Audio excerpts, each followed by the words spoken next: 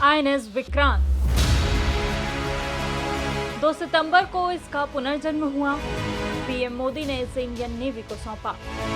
नया आईएनएस विक्रांत भारत में बना पहला एयरक्राफ्ट कैरियर है।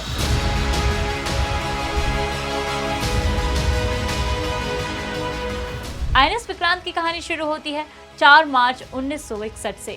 उत्तरी आयरलैंड का बेलफास्ट भारत की उच्चायुक्त विजय लक्ष्मी पंडित ब्रिटेन से खरीदे गए एचएमएस हरक्यूलिस के डेक पर पहुंची। उन्होंने यहां इंडियन नेवी का झंडा फहराया।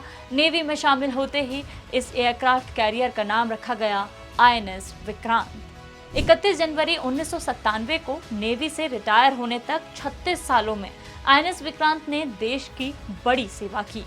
1971 की जंग में आईएनएस विक्रांत ने अपने सीहॉक लड़ाकू विमानों से बांग्लादेश में मौजूद पाकिस्तानी सैनिकों का संहार किया।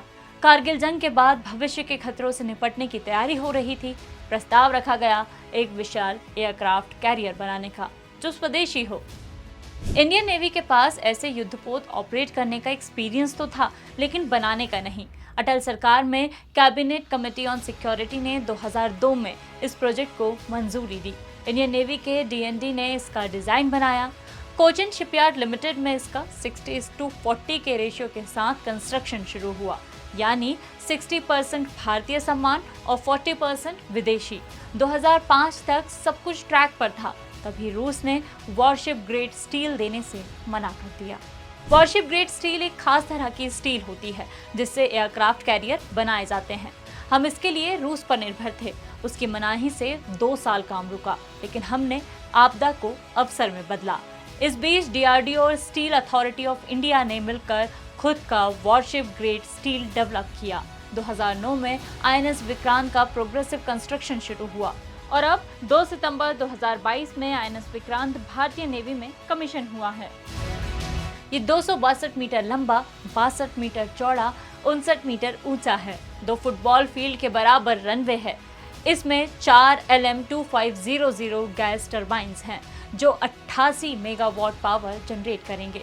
14 डेक हैं, 2200 compartments, multi speciality hospital, canteen के साथ मॉडर्न किचन भी, जहां 1 घंटे में 1600 लोगों का खाना बन सकता है।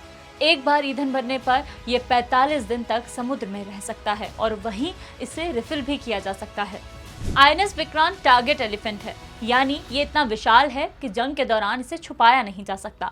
इसीलिए सुरक्षा के खास इंतजाम किए गए हैं। विक्रांत में 32 मीडियम रेंज की सरफेस टू एयर मिसाइल होंगी, AK-630 रोटरी कैनन्स और Indian anti missile naval decoy system से लैस होगा। इसके अलावा किसी भी एयरक्राफ्ट कैरियर की तरह इसमें भी MiG-29K जैसे फाइटर जेट्स और MH-60R जैसे एडवांस लाइट हेलीकॉप्टर्स भी होंगे। आईएनएस विक्रांत का 76% हिस्सा पूरी तरह भारतीय है। इसके साथ ही हम उन चुनिंदा देशों में शुमार हो गए हैं जो एयरक्राफ्ट कैरियर डिजाइन करने और बनाने दोनों में सक्षम हैं। तो ये थी आईएनएस विक्रांत की पूरी कहानी, जिसे बनाने में 500 से ज्यादा भारतीय कंपनियां शामिल हुई। और भी ऐसे ही वीडियोस के लिए जुड़े रहिए दैनिक भास्कर ऐप पर, क्योंकि सच करीब से दिखता है।